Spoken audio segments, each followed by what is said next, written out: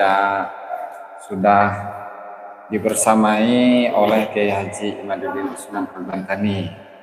Jadi kita pengen ngobrol-ngobrol santai dulu ya. Ngobrol-ngobrol santai tentang apa ya? Fakih Muqaddam ya. Jadi Yai, alasannya apa ya? Bisa menyatakan bahwa Fakih Muqaddam Mi'raj dalam satu malam itu 70 kali kok tidak dihukumi kafir oleh Kiai? Iya, kafir itu kan mukallaf. Mukallaf itu harus ada sosoknya. Sedangkan Fakih Muqaddam itu menurut saya sesuai dengan penelitian dalam ilmu sejarah, ilmu nasab, dia yang hidup tahun 653 itu tidak terkonfirmasi keberadaannya. Bagaimana seseorang yang tidak terkonfirmasi keberadaannya bisa kita sebut kafir? Walaupun kisah itu ada, kisah itu muncul pertama kali tahun 895, di mana di dalam kitab Al-Burqa Al-Musyiqah Ali As-Sakran pertama kali membuat drama tentang adanya surat menyurat antara Fakih Muqaddam dengan Syekh Sa'ad Al-Dhifari. Syekh Sa'ad Al-Dhifari ini adalah sosok historis. Sosoknya ada seorang ulama di Dhifar, ulama besar syariah wal haqiqah. Nah ini Ali As-Sakran berusaha agar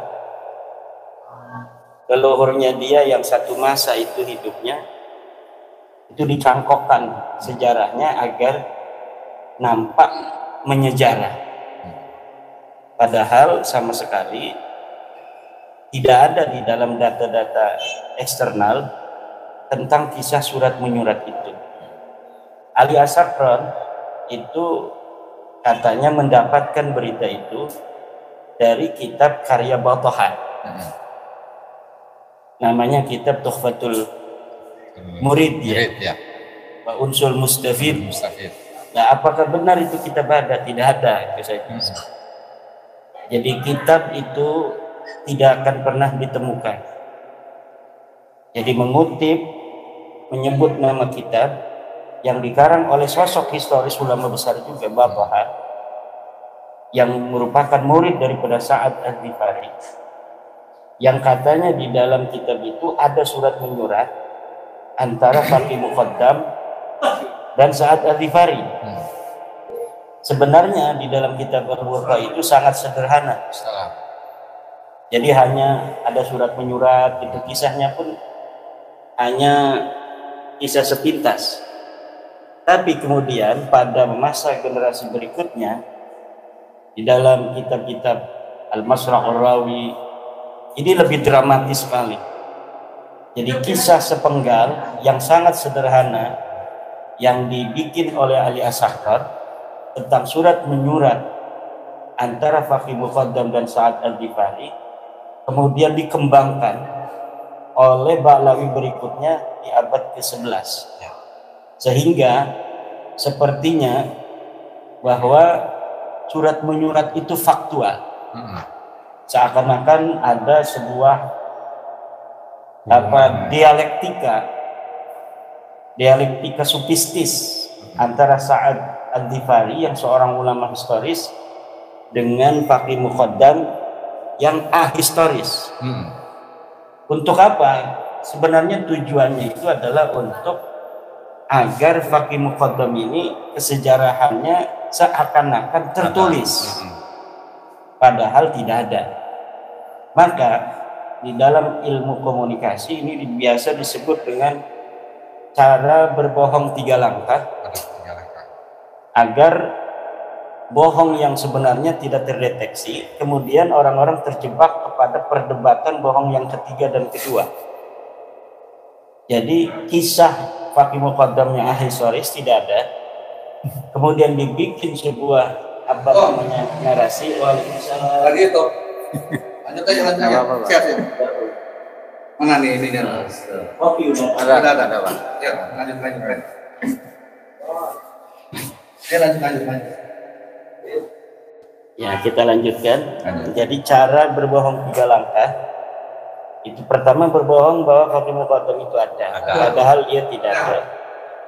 Yang kedua, surat menyurat itu seakan-akan ada, padahal tidak ada. Kemudian bohong ketiga adalah mengenai mi'rajnya ini. Seakan-akan disinilah mahalun naza perdebatannya. Ya, alhamdulillah. Pak.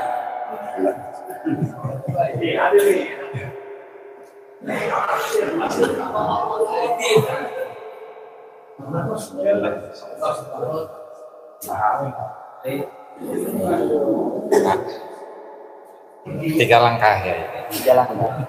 Kemudian manusia sekarang ini terjebak dengan bohong yang ketiga.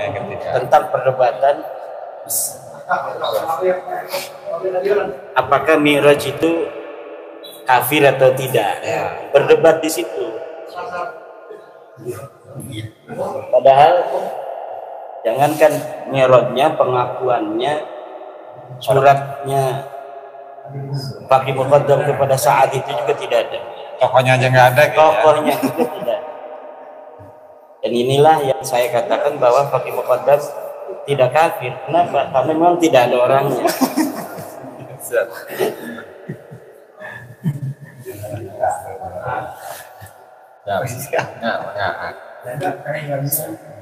Lalu yang dikatakan bahwa pendiri dari Thariqah Alawiyah itu Fakih Muqaddam gimana ya?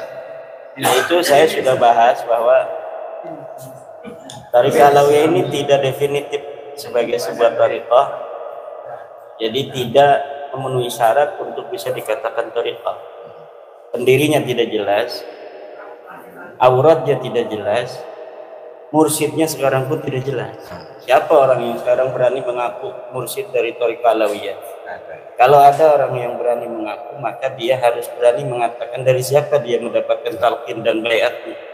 Tidak akan pernah untuk ditemukan siapa mursyid sekarang dan siapa yang telah mengijazahkan membaiat dia sebagai mursyid. Kenapa? Karena memang Thariqah ini is nothing. Thariqah Alawiyah itu sekarang aja dikembangkan. Namanya saja di saat Aliyah Sakran tidak disebutkan namanya Thariqah Alawiyah. Di saat Alwi Al-Haddad itu pun disebutnya Thariqah Al-Yaman. Kemudian Thariqah Al-Yaman itu siapa? Apa gitu? Karangan siapa?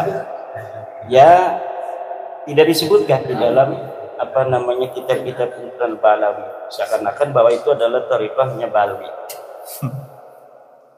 Aba Yusuf kan mursyid thariqah Qadiriyah Naqsabandiyah. Apakah bisa disebut itu thariqahnya Bani Yusuf? Tidak. Jadi kan tidak bisa ketika seorang Balawi masuk thariqat Madianiyah misalnya. Kalau betul itu pun tidak terverifikasi. Katanya Fakih Muqaddam mendapatkan sebuah baiat dari Abdullah Al-Maghribi, Abdullah As-Saleh Al-Maghribi. Ini tidak terverifikasi. Katanya Abdullah Al-Maghribi mempunyai guru yang bernama Abdurrahman Al-Maq'ad. Ini tidak terverifikasi. Abu Madian yang dari Maroko, yang aslinya dari Andalusia. Dia dari Andalusia kemudian pergi ke berbagai negara, diantaranya ke Maroko dan ke Aljazair. Kemudian dia mengembangkan thariqah diantaranya di Maroko, kemudian wafat di Tilmisan yang berada di Aljazair. Pernahkah dia mempunyai seorang murid dari Hadramaut atau dari Mekah? Tidak ada yang tahu. Kemudian bagaimana akhirnya supaya ini ada benang merah, diciptakanlah orang yang bernama Abdurrahman Al-Maq'ad dan Abdullah Saleh. Abdullah itu akan hamba Allah yang saleh. Jadi mau berbohongnya setengah-setengah dia.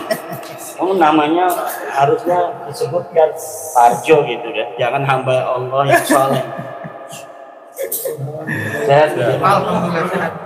Ya hamba Allah yang saleh itu Ya itu ciri biasanya orang-orang yang berbohong di dalam nama-nama itu menggunakan nama Abdullah. Bahkan di penelitian dari Balawi sendiri, Abdurrahman bin Mustafa Al-Aqqas itu nggak terverifikasi ya. Oh, ada dari Balawi yang telah ada Al-Bahsu Anil Haqiqah fi Nasyati Al-Faqih Muqaddam wa Ulumihi wa Usuli Tariqati. Karangan siapa?